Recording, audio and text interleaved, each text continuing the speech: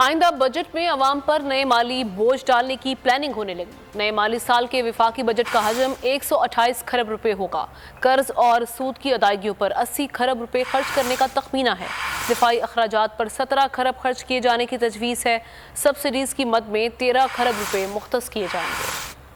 آئندہ مالی سال کے وفاقی بجٹ کی تیاری، وزارت خزانہ میں اہم مشاورت جاری۔ وفاقی بجٹ کا حجم 128 کھرب روپے ہو سکتا ہے۔ حکومت نے تجاویز پر غور شروع کر دیا۔ ذرائع وزارت خزانہ کے مطابق صرف قرض اور سود پر 80 کھرب خرچ ہوں گے۔ نئے مالی سال میں دفاعی بجٹ میں 1 کھرب 40 ارب روپے اضافہ متوقع ہے۔ دفاعی اخراجات کے لیے مجموعی طور پر 17 کھرب رکھے جا سکتے ہیں۔ نان ٹیکس آمدن 25 کھرب، سبسڈیز کی مد میں 13 کھرب خرچ کیے جائیں گے۔ اسٹیٹ بینک منافع 9 کھرب، پی ڈی ایل سے 7.5 کھرب روپے اکٹھے کیے جائیں گے۔ ذرائع کے مطابق وفاقی بجٹ کا خسارہ جی ڈی پی کا 6.4% رہ سکتا ہے۔ سرکاری ملازمین کی تنخواہیں کتنی بڑھیں گی؟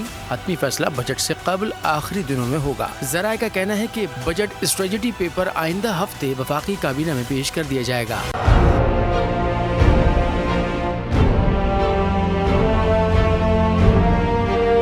عدالتی احکامات کے باوجود کراچی میں شعیب شیخ کے گھر کو غیر قانونی طور پر مسمار کر دیا گیا ہے۔ بول کے خلاف انتقامی کارروائیوں میں تیزی، کراچی میں کو چیئرمین شعیب شیخ کا گھر گرا دیا گیا۔ بول کے خلاف انتقامی کارروائیوں کا سلسلہ جاری ہے۔ سندھ حکومت کی عدالتی احکامات کی خلاف ورزی، سندھ ہائی کورٹ کا اسٹے آرڈر نظر انداز۔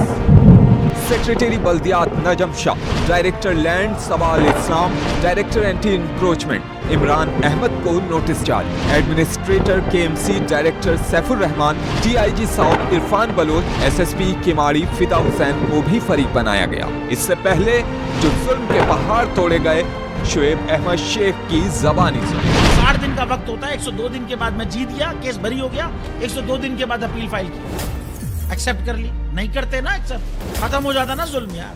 بھری عدالت میں مجھے بری کر دیا، پھر پتہ نہیں کیا ہوا، 2.5 گھنٹے بعد کا نوٹ بیفور، میں نہیں سنتا یہ کیس۔ کھڑے رہتے اپنے فیصلے پہ، مٹ جاتا ظلم۔ اللہ تعالیٰ نے بٹھایا اس کرسی، ان کرسیوں پہ ان کو یار، یہ اللہ تعالیٰ کی طرف سے فیصلے کرنے ہیں، تو یا تو یہ فیصلے آئیں گے، ظلم مٹ جائے گا، یا قوم کھڑی ہو جائے گی ظلم کے خلاف۔ ہر مشکل کے باوجود بول حقیقی صحافت کرتا رہے گا۔